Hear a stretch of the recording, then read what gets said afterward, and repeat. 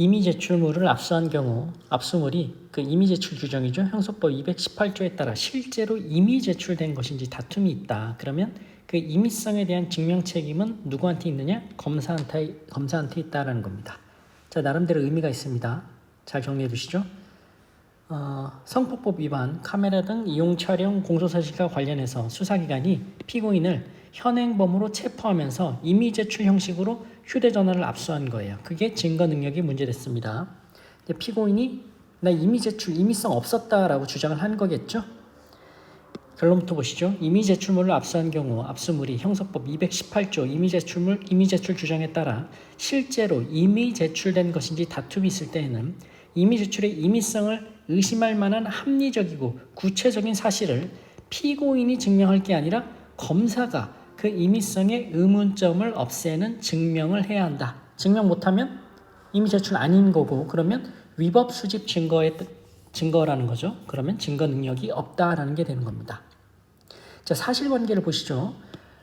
촬영했다는 성폭법 위반, 카메라 등 이용 촬영의 공소사실과 관련해 수사기관이 피고인을 현행범으로 체포할 당시 이미 제출 형식으로 압수한 휴대전화의 증거 능력이 문제된 사안에서 피고인은 현행범 체포 당시 목격자로부터 휴대전화를 빼앗겨 위축된 심리 상태였고 목격자 및 경찰관으로부터 휴대전화를 되찾기 위해 달려들기도 했으며 경찰서로 연행되어 변호인의 조력을 받지 못한 상태에서 피의자로 조사받으면서 일부 범행에 대해 부인하고 있던 상황이었는데 이때 피고인이 자발적으로 임의적으로 휴대전화를 수사기관에 제출했는지 엄격히 심사해야 한다.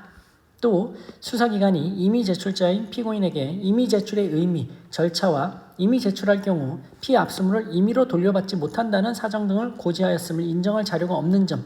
자, 이미 제출은 말은 이미 제출인데 제출을 하면 돌려받지 못합니다.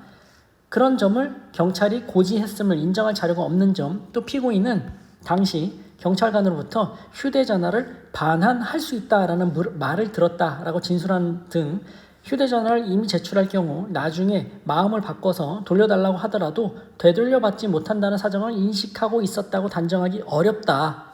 그래서 휴대전화 제출에 관해 검사가 그 임의성의 의문점을 없애는 증명을 다하지 못했으니 휴대전화 및 그에 저장된 전자정보는 위수증에 해당하여 증거 능력이 없다면서 공소사실에 대해 범죄의 증명이 없다고 보아 무죄를 선고한 사건입니다.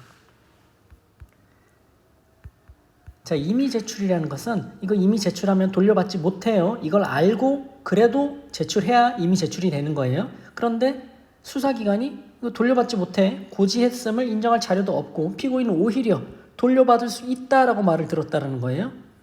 검사가 그 임의성의 의문점을 없애는 증명을 못했어. 그러면 그 휴대전화는 위수증이고 그것을 근거로 유죄의 자료로 삼을 수 없다는 겁니다. 자, 잘 정리해 주시기 바랍니다. 마치겠습니다.